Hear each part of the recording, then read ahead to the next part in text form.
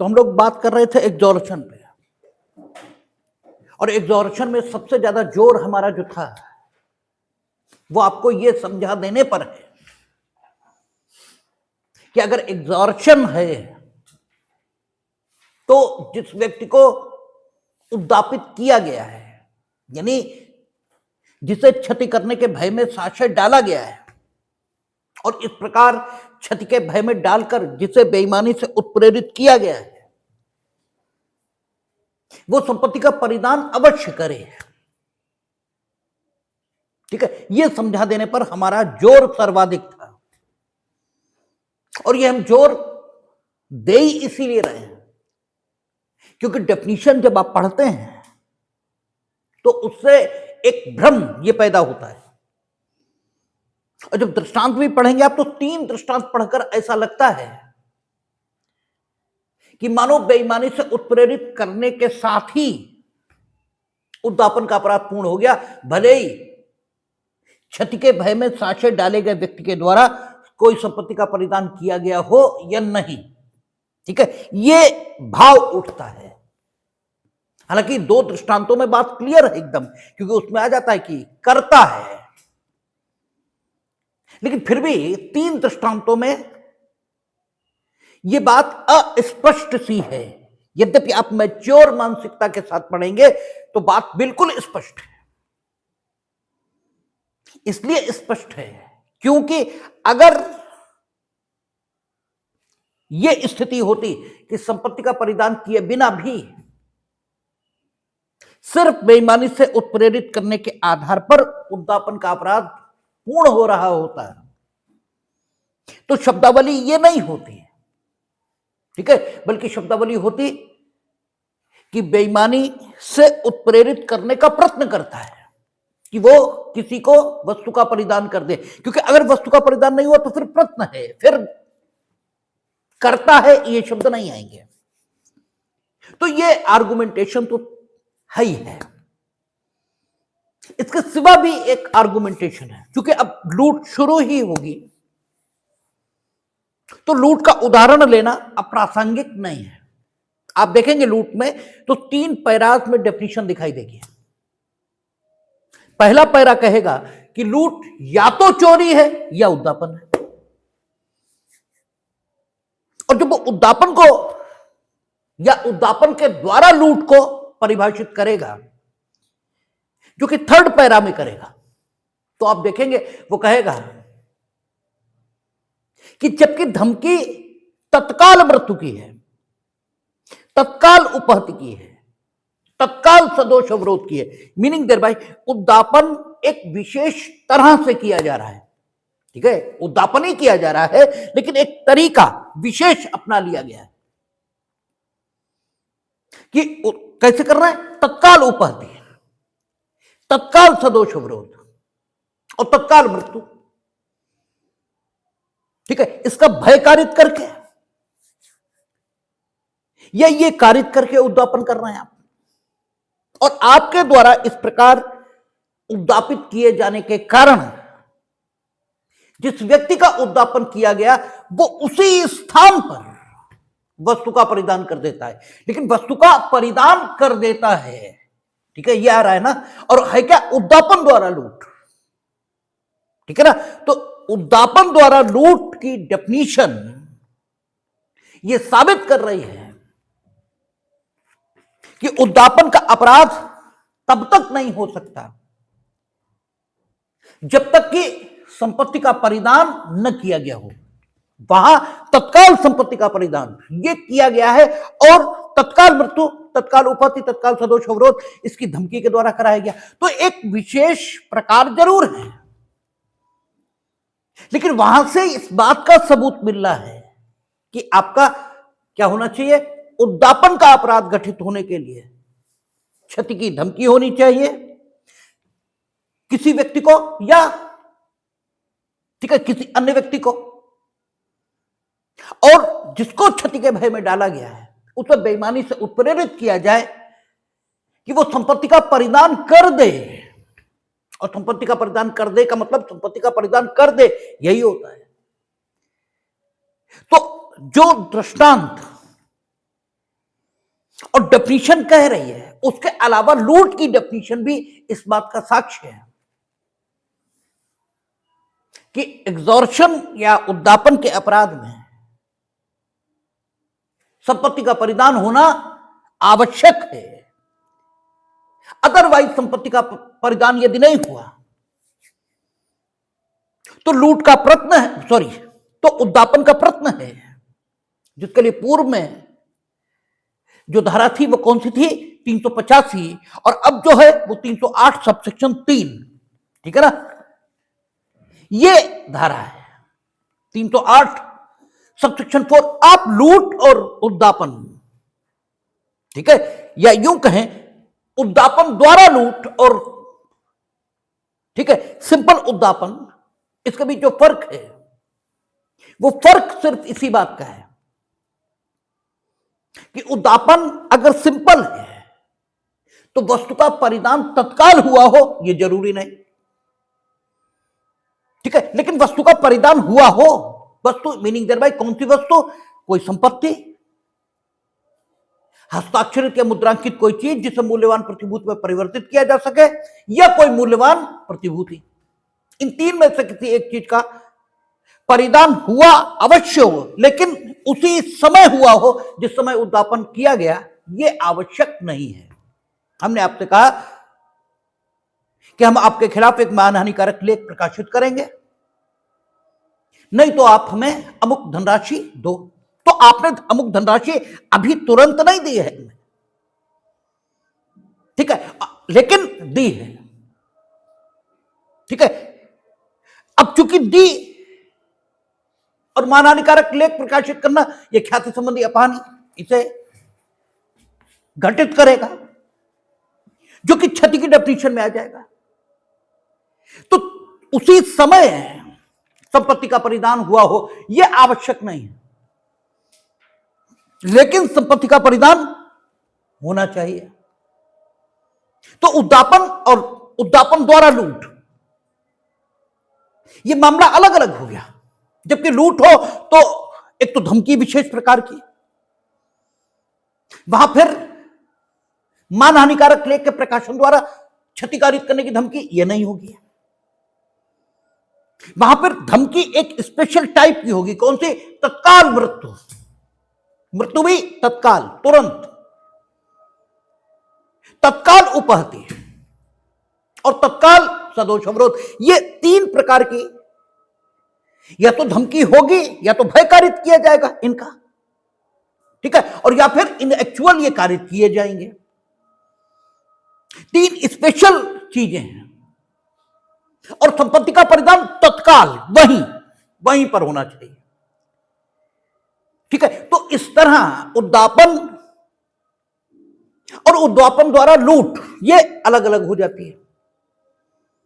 उद्दापन द्वारा लूट हो इसके लिए स्पेशल धमकी है, और संपत्ति का परिधान तुरंत।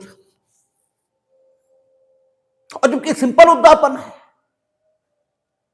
तो धमकी ऐसी होनी चाहिए जो क्षति इसके अंतर्गत आ जाए, और संपत्ति या मूल्यवान प्रतिभूति आदि इसका परिधान तो होना चाहिए, लेकिन तत्काल हो, वहीं पर हो, जरूरी नहीं। धमकी का प्रकार तत्काल मृत्यु यह हो, जरूरी नहीं। और स्पष्टीकरण जब हम लोग लूट की डेफिनेशन देखेंगे तो वहां कहेगा कि तत्काल मृत्यु, तत्काल उपहति, तत्काल सदोष अवरोध,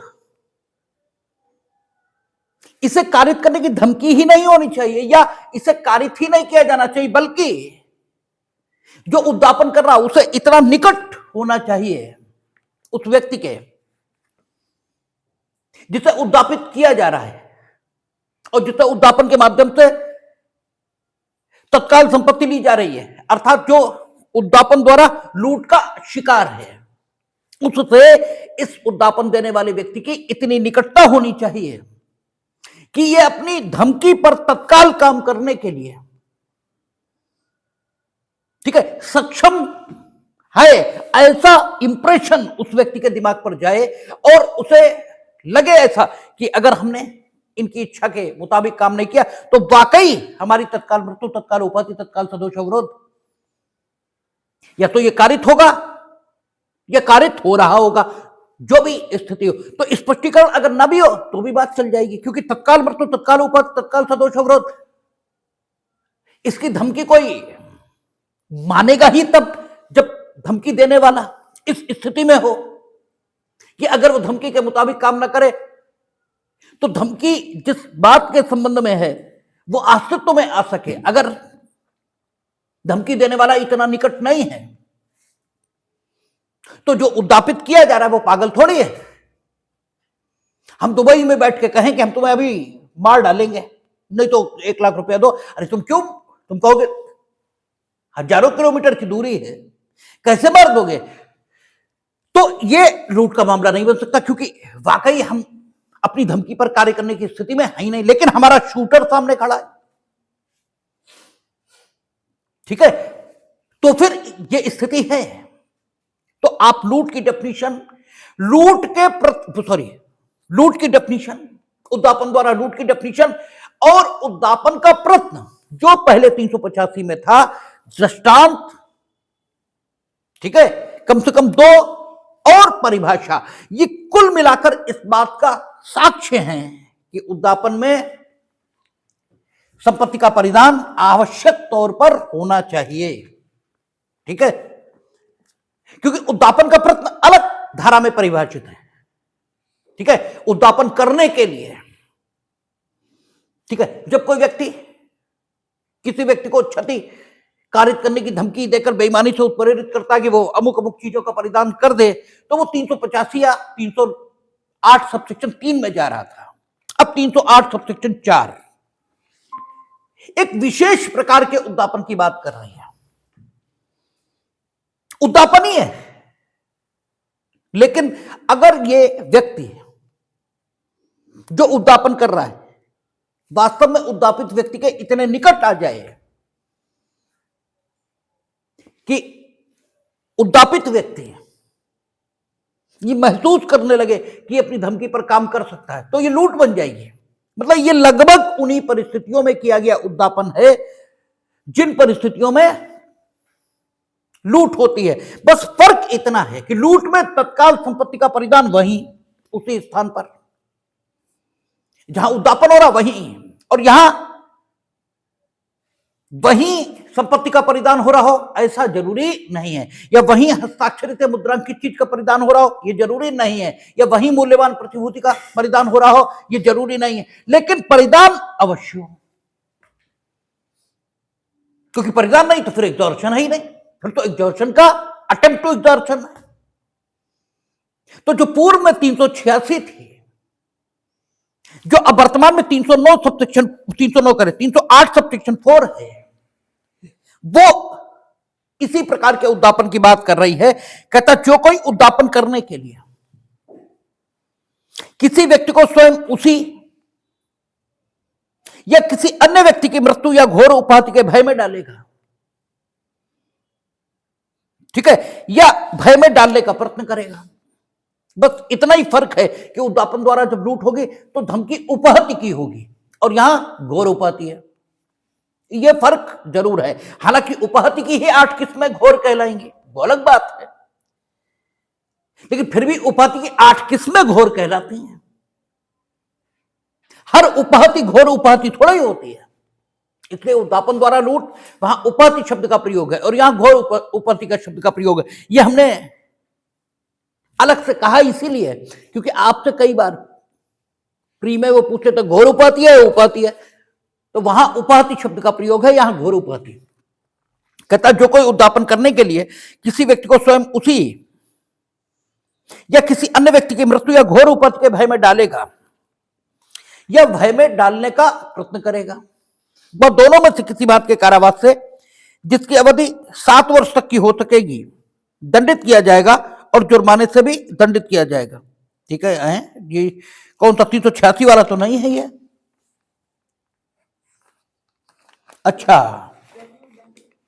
ठीक है, इन्होंने उल्टा कर दिया। जो पहले 387 था, ठीक है, जो पहले 387 था उसे इन्होंने, यानी जो 386 के बाद आता था आईपीसी में, ठीक है, उसे इन्होंने बीएनएस में 308 सबसेक्शन 4 के रूप में पहले ले लिया, और जो 386 था यानी जो आईपीसी में पहले था उसे इन्होंने 308 सबसेक्शन 5 के तौर पर, ठीक है, बाद में लिया है।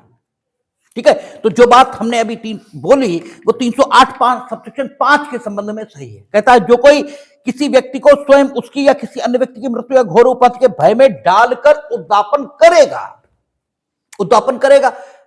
तो एक बार स्पष्टीकृत पद का भाव, उद्दापन करेगा कैसे, मृत्यु या घोर उपाधि, या ठीक है, केवल मृत्यु या घोर उपाधि है दो, ठीक है, दो, ये मृत्यु या घोर उपाधि के भय में डालकर उद्दापन करेगा, तुम्हें मार डालेंगे, ये घोर उपाधि कारित करेंगे आपको। इन दो प्रकारों से अगर कोई उद्दापन करेगा मीनिंग देयर बाय संपत्ति वही नहीं दी जा रही है, लेकिन संपत्ति का परिधान हो रहा है, क्योंकि उद्दापन करेगा ये शब्द है ना, उद्दापन तभी होगा जबकि क्षति के भय में डाले गए व्यक्ति के द्वारा संपत्ति का परिधान या हस्ताक्षरित या मुद्रांकित चीज का परिधान या मूल्यवान प्रतिभूति उसका परिधान ये किया जाए तभी तो उद्दापन होगा। ठीक है, तो कहता है जो कोई स्वयं उस व्यक्ति को या किसी अन्य व्यक्ति को मृत्यु या घोर उपत्ति, यानी विशेष प्रकार की धमकी जो मृत्यु या घोर उपत्ति से संबंधित है उसे देकर उद्दापन करेगा। तो चूंकि मृत्यु या घोर उपत्ति ये धमकी विशेष प्रकार की है, आपके द्वारा दी जा रही धमकी एक स्पेशल कैटेगरी से संबंध रखती है, और समाज में इस प्रकार की धमकी से व्यक्ति ज्यादा आतंकित होता है, इस प्रकार की धमकी का प्रभाव यह भी ज्यादा होता है। इसलिए इस सेक्शन को अलग किया, और इस सेक्शन को अलग करके सजा जो बढ़ाई है उन्होंने कहा 10 वर्ष, ठीक है, ये 10 साल की सजा आपको मिलेगी। और इसी का प्रश्न पहले कहां था 387 में, अब इसी का प्रश्न इससे पूर्व वाली धारा 308 सबसेक्शन 4 में आ गया। ठीक है, क्योंकि वहां कह रहा है जो कोई उद्दापन करने के लिए, इसका मतलब उद्दापन हुआ नहीं, उद्दापन करने के लिए, इन शब्दों से बिल्कुल बात क्लियर है कि उद्दापन करने के लिए हो रहा है क्या, मृत्यु या घोर उपत्ति यह कारित करने की धमकी दी जा रही है, लेकिन उद्दापन हुआ नहीं है, क्योंकि अगर हो जाता तो फिर उद्दापन करने के लिए ये शब्द नहीं होते, तब तो मसला 308 सबसेक्शन 5 में आ गया होता, क्योंकि फिर यह कहा जाता कि मृत्यु या घोर उपत्ति के भय में डालकर आपने उद्दापन किया है, तो बात यह आती, या जो कोई उद्दापन करेगा, इस उपबंध से व्यक्ति शासित होना शुरू हो जाता, क्योंकि शब्द उस व्यक्ति को लागू होने के लिए आशयित और अभिप्रेत है जो उद्दापन का प्रयत्न कर रहा है। इसीलिए वहां शब्दों का जो उपयोग किया गया है वो इस तरह किया गया कि वहां लिखा है जो कोई उद्दापन करने के लिए अमुक प्रकार की धमकियां देगा, यानी मृत्यु या घोर उपत्ति इसे कारित करने की धमकी देगा, वो 7 वर्ष की सजा से दंडित किया जाएगा। और पहले ये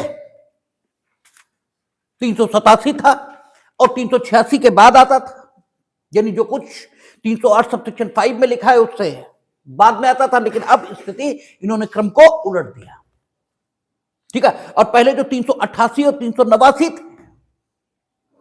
वो अब 308 सबसेक्शन 6 और 7 है। कहता है जो कोई उद्दापन करने के लिए किसी व्यक्ति को स्वयं उसके विरुद्ध या किसी अन्य व्यक्ति के विरुद्ध वह अभियोग लगाने का भय दिखलाएगा या यह भय दिखलाने का प्रयत्न करेगा कि उसने ऐसा अपराध किया है या करने का प्रयत्न किया है जो मृत्यु या जीवन कारावास से या 10 वर्ष तक के कारावास से दंडनीय है, बात दोनों में से किसी बात के कारावास से जिसकी अवधि 10 वर्ष तक की हो सकेगी, दंडित किया जाएगा। और जुर्माने से भी दंड नहीं होगा। एक चीज खूब समझना है इस सेक्शन के साथ, ये बिल्कुल जरूरी नहीं है कि आप किसी पर झूठा मुकदमा लगाने का ही, ठीक है, झूठा मुकदमा लगाने की ही धमकी दें, ये बिल्कुल जरूरी नहीं, क्योंकि यहां कतई नहीं लिखा है उसमें तो सिर्फ इतना ही लिखा, जो कोई उद्यापन करने के लिए किसी व्यक्ति को स्वयं उसके विरुद्ध या किसी अन्य के विरुद्ध वह अभियोग लगाने का भय दिखाएगा, ठीक है। वह हमारे में हिंदी में अननेसेसरी बढ़ा हुआ है जो उचित नहीं लग रहा है, इसलिए अंग्रेजी पढ़ लेंगे। Whoever in order to the committing of extortion puts or attempt to put any person in fear of an accusation, false accusation नहीं कहा है उसमें, ठीक है, जो कोई किसी व्यक्ति को अभियोग लगाने की धमकी देकर, ठीक है, क्षति पहुंचाने, ठीक है, अभियोग लगाने की धमकी देकर उद्यापित करेगा या अभियोग लगाने की धमकी देकर उद्यापित करने का प्रयत्न करेगा, क्योंकि तुम भय कारित करने का प्रयत्न करोगे, दूसरा भय में आ भी जाएगा, इसकी कोई गारंटी तो है नहीं। तुम करते रहो, वो आ भी सकता है और नहीं भी आ सकता, लेकिन उसके भय में आने या ना आने के आधार पर तुम्हारी दोषिता कम बिल्कुल नहीं होती, तुम्हारी दुष्टता उसी लेवल पर बनी रहती है। इसलिए उसके भय में आने या ना आने के आधार पर आपके साथ कोई रिलेक्सेशन बरता ही नहीं जाना चाहिए, और चूंकि बरता नहीं जाना चाहिए इसीलिए कानून लिख रहा कि करता है, करने का प्रयत्न करता है। और एक्यूजेशन शब्द से पहले फॉल्स शब्द नहीं है, इसलिए अगर सही में वो अपराधी है तो आप एफआईआर लिखाओ उसके खिलाफ, मुकदमा कायम कराओ, उसे जेल भेजो, उसके खिलाफ गवाही दो कि तुम उससे पैसा लोगे, ये कहकर कि देखो तुमने हत्या की, हम मुकदमा लिखा देंगे, नहीं तो हमें इतने पैसे दो। ये तो नहीं करेंगे आप, वाकई किया है उसने कत्ल, तो being a good citizen what is the duty of yourself, ठीक है, you must inform to the concerned SHO and you must cooperate in the investigation, and after that whenever the trial will be conducted and you will be summoned as a witness in that trial, you must go there, ठीक है, और आप न्याय में सहयोग करें। आपसे अपेक्षा यह है कि आप उसे धमकी देकर, ठीक है, उससे पैसे लेंगे मीनिंग देयर बाय कोई संपत्ति लेंगे, चाहे वो चल हो चाहे अचल हो, या फिर आप जो है कोई मूल्यवान प्रतिभूति लेंगे या हस्ताक्षरित या मुद्रांकित चीज लेंगे, ये लेंगे आप, इसका तो कोई औचित्य नहीं हो सकता। तो यहां पर फॉल्स एक्यूजेशन, इसकी धमकी आप दे रहे हो, तब तो मामला आएगा ही आएगा। अगर सही एक्यूजेशन लगाने की धमकी देकर भी आप उद्यापन कर रहे हो तो भाई तुम्हें काहे बख्श दें? सही एक्यूजेशन है तो उसे भी दंड देंगे, लेकिन तुम्हें ऐसे कौन से सुरखाप के पर लग रहे हैं कि साहब तुम्हें बख्श दिया जाए? तुम्हें काहे बख्श दिया जाए? हालांकि हमारी पुलिस को भी यह समझने में बड़ी दिक्कत होती है, ठीक है, क्योंकि अक्सर हमसे लीगल ओपिनियन मांगी जाती है, तो वो कहते हैं अरे कोर्ट साहब वो तो 300 तो वाकई उसने की, तो हम कहते तो इन्हें कौन सा हक मिल गया भाई कि जो उससे पैसे लेंगे? ये कैसे धमका रहे हैं कि हम तुम्हारे खिलाफ मुकदमा लिखा दें? इन्हें लिखाया क्यों नहीं? इनके खिलाफ तो एक और मुकदमा लिखो, क्योंकि भाई एज ए सिटीजन ये 302 की सूचना देने के लिए तो बाध्य थे, ये और धमका रहे थे, ठीक है, क्योंकि हत्या किसमें आएगी? मृत्यु या आजीवन कारावास से दंडनीय अभियोग। तो सेक्शन यही कह रहा है, यहां सही फॉल्ट और, ठीक है, आपका सही जेन्युइन एक्यूजेशन का कोई मसला ही नहीं है। You are committing the extortion. कैसे? एक्यूजेशन, इसकी धमकी देकर। वो एक्यूजेशन फॉल्स है, सही है, इससे लेना ही देना नहीं। आप एक्सटॉर्शन कर कैसे रहे, और वो भी मृत्यु या आजीवन कारावास से दंडनीय अपराध का। तो अगर if you will do that then you will be punishable under section, ठीक है। पहले तो आपका 388 था ये, अब आपका 308 सबसेक्शन 7 है। और कभी भी क्रिमिनल लॉ में आप अपनी तरफ से शब्द न बढ़ाएं। क्रिमिनल लॉ में आप बिल्कुल अलाउड होते ही नहीं अपनी तरफ से शब्द बढ़ाने के लिए, और घटाने के लिए भी अनुमित नहीं है। जो लिखा है वही माना जाएगा और उसी का अर्थान्वयन आपको करना पड़ेगा, और जो लिखा है उसका आप मनमाना अर्थान्वयन नहीं कर सकते, ठीक है। उसका जो प्रचलित और सामान्य अर्थ है या तो वो दीजिए, और या फिर अगर लेजिस्लेचर ने कुछ परिभाषित कर दिया वो दीजिए, और अगर एक बार उस पद को पूरे उसमें कहीं स्पष्ट कर दिया गया तो वो दीजिए। इसके अलावा आप मनमाना अर्थान्वयन, जैसे कुछ लोग बताते ना, हमें ऐसा लग रहा है तो तुम्हें कुछ भी लगता रहे, तुम्हें कुछ भी लग रहा है तो इसमें हमारा दोष, तुम्हें कुछ भी लगे, इससे क्या मतलब? कानून जो है सो ही रहेगा, ठीक है। आपका सब सेक्शन 7 कहता जो कोई किसी व्यक्ति को स्वयं उसके विरुद्ध या किसी अन्य व्यक्ति के विरुद्ध यह अभियोग लगाने के भय में डालकर कि उसने कोई ऐसा अपराध किया है या करने का प्रयत्न किया है जो मृत्यु से या आजीवन कारावास से या ऐसे कारावास से जिसके वजह 10 वर्ष तक की हो सकेगी दंडनीय है, अथवा उसने किसी अन्य व्यक्ति को ऐसा अपराध करने के लिए उत्प्रेरित करने का प्रयत्न किया है, उद्यापन करेगा, ठीक है। वह दोनों में से किसी बात के कारावास से जिसके बाद 10 वर्ष तक की हो सकेगी दंडित किया जाएगा, और जुर्माना नहीं। जो कोई उद्यापन करने के लिए, फिर वही स्थिति आ गई, फिर वही स्थिति आई उद्यापन करने के लिए, यानी जो बात पहले 389 में थी वो पहले आ गई, ठीक है, और जो बात पहले 388 में थी, ठीक है, वो बाद में आ गई। अटेम्प्ट, जब आप मृत्यु या आजीवन कारावास का अभियोग लगाने की धमकी देकर उद्यापन करेंगे, ठीक है ना, तो फिर मसला जाएगा किसमें? इसमें नीचे वाले में, क्योंकि यहां कह रहा ना उत्प्रेरित करने का प्रयत्न किया, उद्यापन करेगा, ठीक है, उद्यापन करेगा, ठीक है, और ऊपर कह रहा जो कोई उद्यापन करने के लिए, ठीक है। सबसेक्शन 7 वो सबसेक्शन 6 में देखें तो कहता जो कोई उद्यापन करने के लिए किसी व्यक्ति को स्वयं, ठीक है, तो इसका मतलब ये आपका किससे संबंधित हो गया? अटेम्प्ट से, ठीक है। आजीवन कारावास या मृत्युदंड से दंडनीय अभियोग लगाने की धमकी देकर जो उद्यापन करने का प्रयत्न है वो आ गया 6 में, ठीक है। और इस प्रकार की धमकी लगा देकर उद्यापन अगर आपने किया तो वो आया 7 में, लेकिन सजा दोनों में एक जैसी दिख रही। वह दोनों में से किसी बात कारावास जिसकी अवधि 10 वर्ष तक की हो सकेगी दंडित किया जाएगा, और जुर्माने से भी। और यहां क्या कह रहा है? वह दोनों में से किसी बात के कारावास जिसकी अवधि 10 वर्ष तक की हो सकेगी दंडित किया जाएगा। ये तो बात नहीं फंस रहे। Shall be punished with imprisonment of either description for a term which may extend to 10 years and shall also be liable to fine।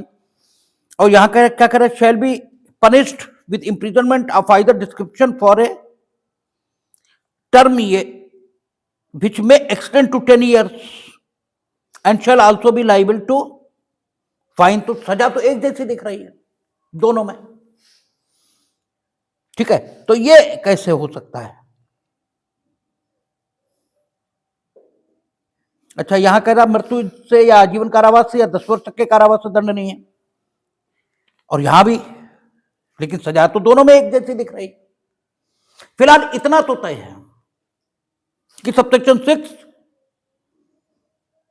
प्रश्न से संबंधित है, क्योंकि कह रहा है जो कोई उद्यापन करने के लिए, और सबसेक्शन 7 उद्दापन से संबंधित है। अब बात बची सजा की, वो फिर हम देखेंगे कि कहीं कोई अंतर समझ में आएगा तो बताएंगे, अदरवाइज फिलहाल तो सजा एक जैसी ही दिख रही है, ठीक है, जो कि होना नहीं चाहिए। प्रश्न और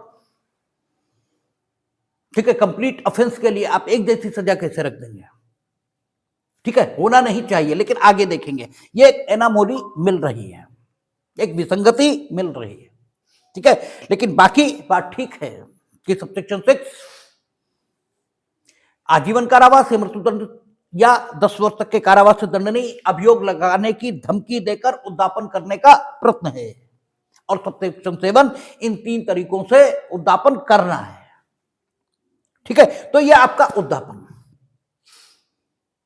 अब लूट कहता है 309 सबसेक्शन 1 कहता है सब प्रकार की लूट, सब प्रकार की लूट में या तो चोरी या उद्दापन होता है, यानी लूट बिना चोरी या उद्दापन हुए कमिट हो ही नहीं सकती। सब प्रकार की लूट में, लूट कैसी भी हो, या तो चोरी या उद्दापन, यानी मूल अपराध चोरी या उद्दापन ही है। जब उद्दापन का कोई विशेष प्रकार आ जाएगा तब वो लूट बन जाएगा, और वो विशेष प्रकार हमने शुरुआत में ही जिक्र किया कि वो उद्दापन का विशेष प्रकार जो लूट को कॉन्स्टिट्यूट करता है वो क्या, तत्काल मृत्यु, तत्काल उपहति, तत्काल सदोष विरोध, टाइम नहीं लगना है, तत्काल मृत्यु, ठीक है। धमकी भी विशेष प्रकार की है, मृत्यु की, उपहति की, सदोष अवरोध की। वहां कहता है क्षति कारित करने की धमकी देता है, क्षति में शारीरिक मानसिक ख्याति संबंधी कोई हानि आ जाएगी। लेकिन अगर लूट होनी है उद्दापन से तो फिर विशेष धमकी है, विशेष धमकी तत्काल मृत्यु, मृत्यु भी तत्काल, तुरंत, तत्काल उपहति, तत्काल सदोष विरोध, या तो कारित करिए या कारित करने का प्रयत्न, कारित करने की धमकी दीजिए, यानी कारित करने का भय, ये कारित करिए, और ये भय मानेगा ही कोई तब, या फिर आप तत्काल मृत्यु या तत्काल उपहति या तत्काल सदोष विरोध कारित ही तभी कर पाएंगे जब आप और उद्दापित व्यक्ति पर्याप्त रूप से निकट हो। यही बात स्पष्टीकरण में कही, और तो कुछ कहा ही नहीं। और धमकियां विशेष प्रकार की, और संपत्ति का परिधान बस तुरंत उसी स्थान पर। इसका मतलब उद्दापन में संपत्ति का परिधान तो चाहिए, बस समय का अंतराल हो सकता है कि तुरंत नहीं, किसी भी समय, इतना ही हो सकता है। बाकी सब प्रकार की चोरी, वो सब प्रकार के की लूट में या तो चोरी या उद्दापन। अब आप देख रहे हैं तत्काल मृत्यु, तत्काल उपहति, तत्काल सदोष अवरोध, ये हिंसा को अंतर्वलित कर रहे हैं, ठीक है। उद्दापन में सिर्फ कह रहा है क्षति कारित करने की धमकी, अगर ख्याति संबंधी है पानी तो हिंसा की कोई धमकी है ही नहीं भाई। अगर केवल हमने क्षति कारित करने की धमकी दी तो शारीरिक मानसिक या, ठीक है, शारीरिक सांपत्तिक या ख्याति संबंधी हानि कोई भी हो सकती। सांपत्तिक हानि हमने कारित करने की धमकी दी तो भी उसमें हिंसा का तत्व नहीं, ख्याति संबंधी हानि कारित करने की धमकी दी तो भी, ठीक है, उसमें हिंसा का तत्व नहीं है। हाँ, शारीरिक अपहानि कारित करने की हमने धमकी दी तो उसमें हिंसा का तत्व जरूर मौजूद है, यानी उद्दापन द्वारा लूट में है, ये चोरी द्वारा लूट में है। जब हम लोग देखेंगे तो हिंसा का तत्व मौजूद हो जाएगा। और कहता है सब प्रकार की लूट या तो चोरी है, उद्दापन है। इसका मतलब यह हुए कि चोरी या उद्दापन जब ऐसी विशेष प्रकार की परिस्थितियों में किया जाए कि उसमें हिंसा का तत्व समाविष्ट हो जाए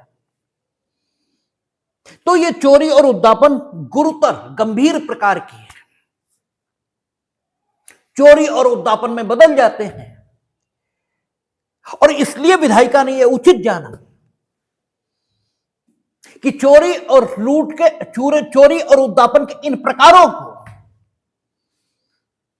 एक अलग ऑफेंस के रूप में नामित किया जाए और एक अलग ऑफेंस के रूप में वर्णित किया जाए, ताकि चोरी और उद्दापन के इन प्रकारों के माध्यम से चोरी और उद्दापन करने वाले को कुछ अधिक दंड से दंडित किया जा सके, उस चोर या उद्दापन करने वाले की तुलना में जो सामान्य तरीके से बिना हिंसा के तत्व को शामिल किए हुए चोरी या उद्दापन करता है। और न्याय के दृष्टिकोण से देखेंगे तो यह एकदम उचित बात है, क्योंकि आपका कृत्य जितना गंभीर हो उसी हिसाब से आपकी सजा होनी चाहिए। तो अगर आपने चोरी या उद्दापन का कृत्य एक विशेष प्रकार की हिंसा के तत्व को शामिल करके किया है, तो फिर आपको सामान्य चोर या उस उद्दापनकर्ता की तुलना में जिसने बिना हिंसा के तत्व को शामिल किए उद्दापन किया है, या अगर हिंसा के तत्व को भी शामिल किया, तो कम से कम तत्काल मृत्यु, तत्काल उपाधि, तत्काल सदोष अवरोध ये कारित करके या इसका भय कारित करके उसी स्थान पर उद्दापित व्यक्ति को संपत्ति देने के लिए विवश और मजबूर कम से कम ये तो नहीं किया है। तो ऐसे व्यक्ति को न्याय की मंशा के मुताबिक कुछ ज्यादा ही दंड मिलना चाहिए। और इसीलिए लूट अलग ढंग से वर्णित अपराध है, जो मूलतः या तो चोरी है या उद्दापन है, जो कि विशेष प्रकार से कॉन्स्टिट्यूट हुआ है, और लेकिन उसमें सजा ज्यादा रखी है क्योंकि उसमें हिंसा का तत्व शामिल हो रहा है, वो भी विशेष प्रकार की हिंसा, सामान्य हिंसा नहीं है। ठीक है, चोरी करने के लिए क्या कहता है, अगर चोरी से उद्दापन हो रहा है, वो सॉरी चोरी से लूट हो रही है, तो कहता चोरी लूट है। नहीं, चोरी लूट कब बन जाएगी ये बता रहा है। कहता चोरी लूट है यदि उस चोरी को करने के लिए या उस चोरी के करने में या उस चोरी द्वारा अभिप्राप्त संपत्ति को ले जाने का प्रयत्न करने में अपराधी उस उद्देश्य से, ये उस उद्देश्य शब्द इंपॉर्टेंट है, अपराधी उस उद्देश्य से स्वेच्छा किसी व्यक्ति की मृत्यु या उपाधि, घोर नहीं है, यही पूछा जाता है। ठीक है, मृत्यु या उपाधि या उसका सदोष अवरोध या तत्काल मृत्यु का, तत्काल उपाधि का या तत्काल सदोष अवरोध का भय कारित करता है या कारित करने का प्रयत्न करता है। ठीक है, या तो किसी व्यक्ति की मृत्यु, उपाधि या उसका सदोष अवरोध, ठीक है, यह तत्काल मृत्यु का या तत्काल उपाधि का या तत्काल सदोष अवरोध का भय कारित करता है या कारित करने का प्रयत्न करता है कि अब तत्काल यही मृत्यु हो जाएगी, या मृत्यु, उपाधि या सदोष अवरोध वाकई कारित कर दिया। ठीक है, या तो मृत्यु, उपाधि या सदोष अवरोध वाकई कारित कर दिया, और वाकई कारित कर दिया तो फिर तत्काल मृत्यु लिखने की जरूरत तो हो ही गई, फिर तो बात ही खत्म हो गई। ठीक है, या तत्काल मृत्यु, तत्काल उपाधि, तत्काल सदोष अवरोध कारित करने का, ठीक है, या तो भय कारित कर रहा है या भय कारित करने का प्रयत्न कर रहा है। अगर ये स्थितियां हैं तो चोरी लूट है। लेकिन कब, चोरी करने में, चुराई गई संपत्ति ले जाने में। ठीक है, ये चोरी करने के लिए उस उद्देश्य से उपाधि कारित करें या मृत्यु कारित करें। हम चोरी कर रहे थे, आप कंगन सोने का पहने हुए थे, हम चोरी कर रहे थे, हम उसे काट रहे थे ताकि आपके हाथ से निकाला जा सके। काटते रहे, काटते रहे, काटते रहे। ठीक है, काटेंगे तो ऐसे काटेंगे ना कि कोई हमें देख ना पाए, तो हमारा चेहरा तो आप ही की ओर होगा और ब्लेड या काटने का औजार चल रहा होगा, क्योंकि उसी को देख के तो फिर आप हमारी नजर देखोगे, आप हमारी नजर देखोगे तो फिर आपको पता लग जाएगा, वहीं पहुंच जाएगी नजर, क्योंकि हम तो उसी को देख रहे हैं, तो हम उसे देखेंगे तो है नहीं। हम काट रहे हैं बैठे, और कटते कटते कब कड़ा कट गया और कब आपकी कलाई पर ब्लेड लग गया, ये पता ही नहीं लगा हमें। ठीक है, बाई चांस कलाई पर लग गया और उसी बीच हमने वो कड़ा एकदम निकाला और भाग गया, पकड़ ही नहीं पाए हमें। तो उपाधि कारित हुई है, नो डाउट, लेकिन उपाधि कारित हुई, हम ही ने कारित की है, ये भी सही है, लेकिन उस उद्देश्य के लिए कारित नहीं हुई। ठीक है, कहता चोरी करने में, चोरी करने के लिए, चुराई गई संपत्ति ले जाने के लिए उस उद्देश्य से उपाधि कारित हो या उस उद्देश्य से मृत्यु कारित की जाए, उस उद्देश्य से नहीं हुई, उपाधि कारित हुई है, नो डाउट कारित हुई, हम ही ने की कारित, ये भी सही है, लेकिन ये सिर्फ चोरी है, ये चोरी द्वारा लूट नहीं है, क्योंकि उपाधि उस उद्देश्य से कारित नहीं की गई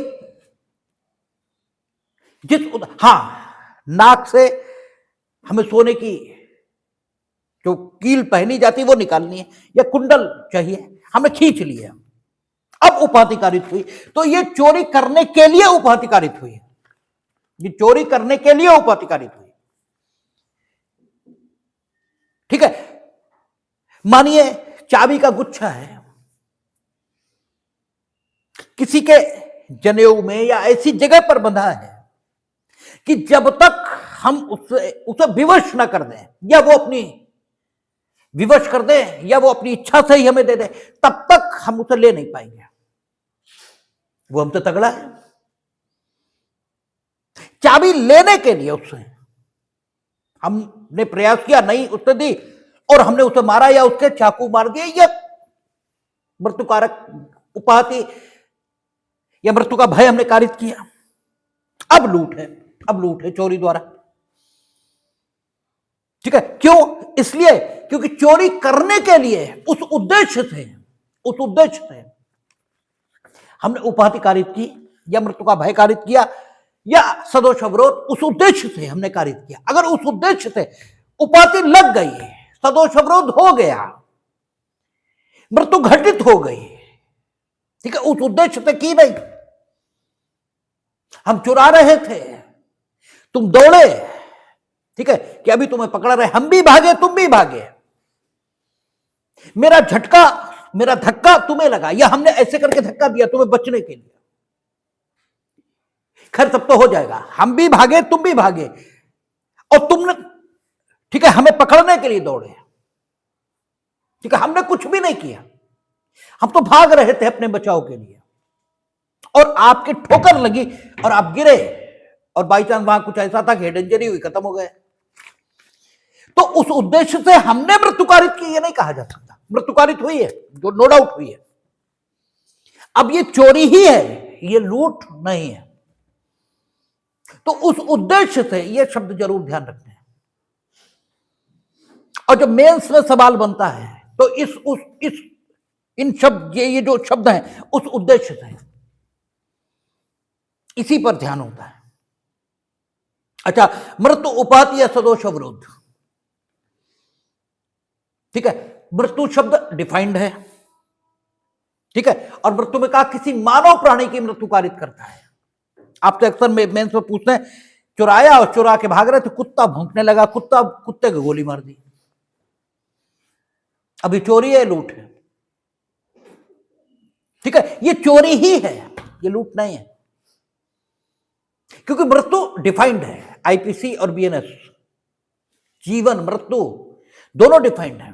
वहां कहता है मृत्यु का अभिप्रेत है मानव प्राणी की मृत्यु, और कुत्ता मानव प्राणी नहीं है, ठीक है, उपाधि मानव प्राणी को कारित होगी,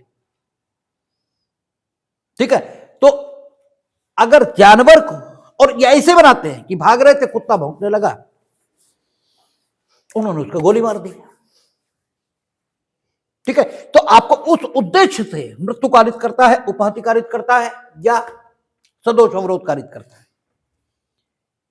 अब देखिए आगे 394 आएगा, जो पूर्व का 394। अब मेरे ख्याल से धारा बदल गई होगी, 4, 5, 6 में कहीं होगा, देख लेंगे, जहां भी होगा तो जरूर है। 394 कहती थी कि लूट कारित करने के साथ ही जो अगर आपने लूट करने के दौरान उपहति कारित कर दी, लूट करने के दौरान उपहति कारित कर दी, और लूट होगी कब? जब चोरी से लूट तब होगी जबकि क्या हो? उपहति, मृत्यु या सदोष अवरोध, इनमें से एक चीज हो। और काय के लिए? चोरी करने के लिए। इसका मतलब यह हुआ कि अगर उपहति कारित हुई और वो उपहति चोरी करने के लिए कारित की गई या चुराई गई संपत्ति ले जाने के लिए कारित की गई, यानी मृत्यु, उपहति या सदोष अवरोध जो भी कारित हुआ वो चोरी करने के लिए, चुराई गई संपत्ति ले जाने के लिए, या चोरी करने में उस उद्देश्य से, अर्थात चोरी की जा सके, चुराई गई संपत्ति को ले जाया जा सके, ठीक है, या जब हम चोरी कर रहे थे तो वो कंटिन्यूएशन में रह सके, इस उद्देश्य से कारित की गई, तब तो मसला लूटी का बना, 394 नहीं बनी। अब जब ये हो गया, यानी लूट कॉन्स्टिट्यूट हो गई, उसके बाद हम लेकर जा रहे थे, तो जो क्षति नहीं बोलना चाहिए, जो उपहति, जो सदोष अवरोध, जो मृत्यु कारित करने का भय आदि लूट के लिए जरूरी था, ठीक है ना, वो हो चुका है, लूट हो गई। अब इसके बाद हम कोई एडिशनल उपहति कारित करें, ठीक है, एडिशनल, हमने चाबी का गुच्छा छीनने के लिए व्यक्ति को मारा, तो लूट बनी। अब हमने चुरा ली सारी संपत्ति, यानी लूट ली, क्योंकि चोरी तो अब रही नहीं, अब तो लूट हो गई। और चलते समय 2 लातें और मारी कि बहुत नेता बन रहे थे, अब देखो लिए जा रहे, देखो तुमने क्या कर लिया। अब ये 2 लातें मारना ये अनावश्यक है, ठीक है, चोरी करने के लिए नहीं है, ये चोरी करने में नहीं है, चुराई गई संपत्ति को ले जाने के लिए नहीं, वो तो कुछ कर ही नहीं रहा, वो तो पड़ा हुआ है, कुछ करने की स्थिति में है ही नहीं, और अनावश्यक आपने आप मारा है, ठीक है, यानी जिसे कहे बदतमीजी की पराकाष्ठा है। एक उपहति आपने कारित की थी, एक मृत्यु आपने कारित की थी, या भय, एक जो भी लिखा है वो आपने किया था चोरी करने के लिए, यहां तक भी कुछ समझ में आती थी। हालांकि सकारात्मक विचारों को नकारात्मक कृत्यों के साथ नहीं लिया जा सकता, फिर भी चलो मान लेते हैं कि तुम्हारी ये बदतमीजी पूर्ण जरूरत थी और तुमने कर लिया, चलो,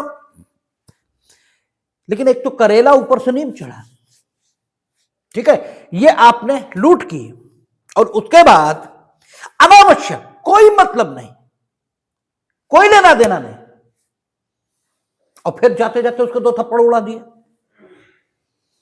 अब ये जो उपहति आपने कारित की, इसकी क्या जरूरत थी भाई? इसका तो कोई जस्टिफिकेशन नहीं हो सकता,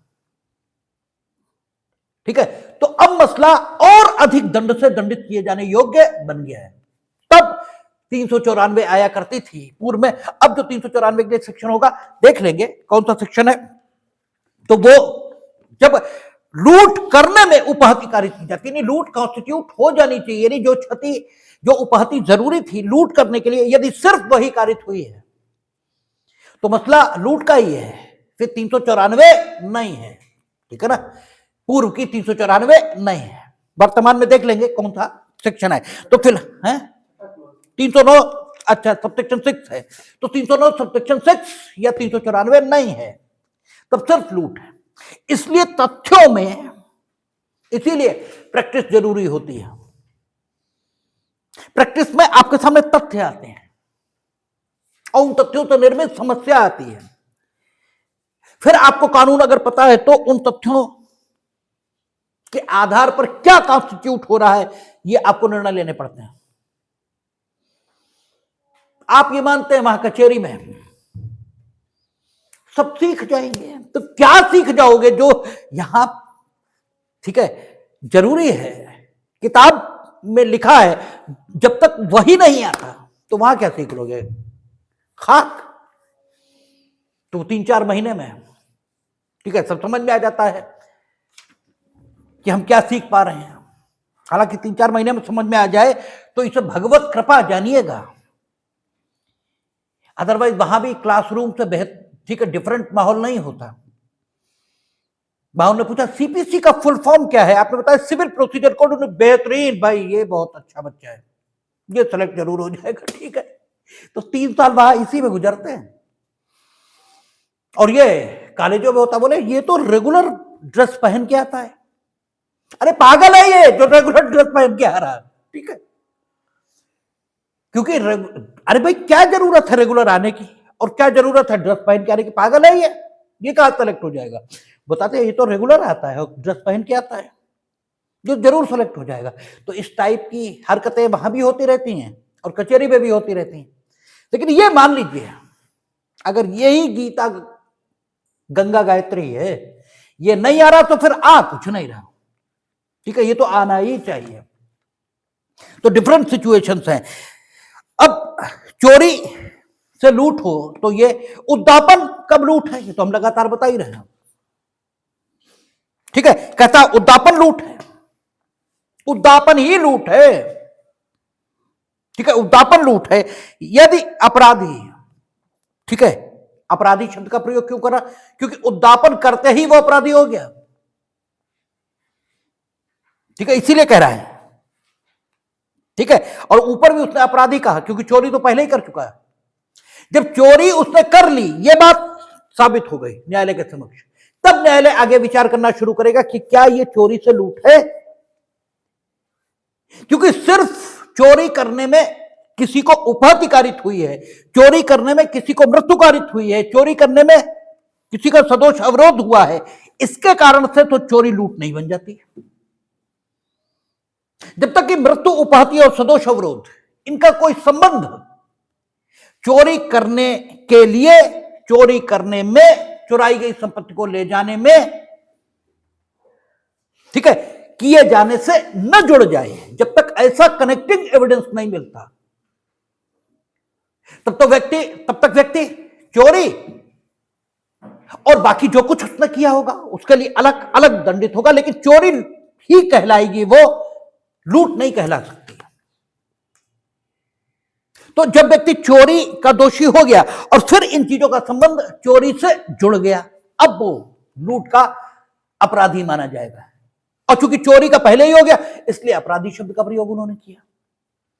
और यही स्थिति उद्दापन के साथ है। कहता उद्दापन लूट है, तो उद्दापन जब एक बार न्यायालय ने पा लिया कि उद्दापन है, ठीक है, अब आगे वो देखेगा कि लूट ये उद्दापन है या नहीं। अगर तत्काल मृत्यु, तत्काल उपद, तत्काल सदोष अवरोध, इसकी धमकी थी, लेकिन कहा गया कि संपत्ति देखो फलाने को घर जाके अभी तुम्हें मार डालेंगे, अदरवाइज ये जो हार है फलाने को दे देना जाके। तो तत्काल संपत्ति का परिणाम नहीं हुआ, यद्यपि धमकी तत्काल मृत्यु, तत्काल उपद, तत्काल सदोष अवरोध की, अब ये उद्दापन ही है। अब अगर आप जाकर के हार दे देंगे तो उद्दापन है, अदरवाइज 385 है, ठीक है, या 309(8) सबसेक्शन 3 है, ठीक है, ये है।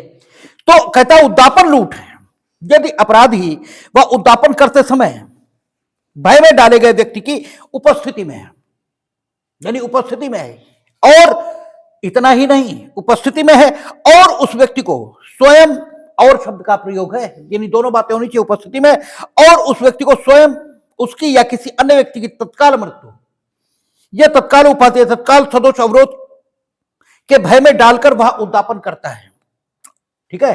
और इस प्रकार भय में डालकर इस प्रकार भय में डाले गए व्यक्ति को उद्दापन की जाने वाली चीज उसी समय और वहां ही परिदत्त करने के लिए उत्प्रेरित करता है। ठीक है, तो ये चीजें देखी जाएंगी कि जो धमकी दी जा रही वो किस प्रकार की है और क्या अपराधी उसके उपस्थिति में है। अगर उपस्थिति में नहीं तब भी उद्दापन ही है। यह उद्दापन करने का प्रयत्न है, देगा तो उद्दापन, नहीं देगा तो उद्दापन का प्रयत्न। ठीक है, और अगर दी भी लेकिन उसी समय और वहीं नहीं परिदत्त की तो भी उद्दापन है, क्योंकि उद्दापन लूट तभी बनेगा जब ये सारी चीजें पूरी हो जाएं। ठीक है, तो पहले उद्दापन चूंकि डिसाइड होगा कि उसने उद्दापन किया या नहीं। अगर एक बार तय हो गया और फिर इन चीजों का संबंध उससे जुड़ गया तो उद्दापन लूट है। स्पष्टीकरण कहता अपराधी का उपस्थित होना कहा जाता है यदि वह उस अन्य व्यक्ति को तत्काल मृत्यु के, तत्काल उपहत्या के, तत्काल सदोष अवरोध के भय में डालने के लिए पर्याप्त रूप से निकट हो। यह नहीं कहा कि वहीं उपस्थित हो, पर्याप्त रूप से निकट हो, यानी हम धमकी दे रहे तत्काल मृत्यु की और हमारा शूटर मौजूद है, तो शूटर के माध्यम से हम ही मौजूद हैं। ठीक है, पर्याप्त रूप से निकट हो, बस इतना ही कहा। ठीक है, तो ये उद्दापन से लूट है। इसके दृष्टांत दिए गए, दृष्टांत इंपॉर्टेंट भी है। समय इतना है नहीं इस समय की दृष्टांतों पर चर्चा हो तो दृष्टांत और बाकी स्थितियां कल बात करेंगे, देखेंगे।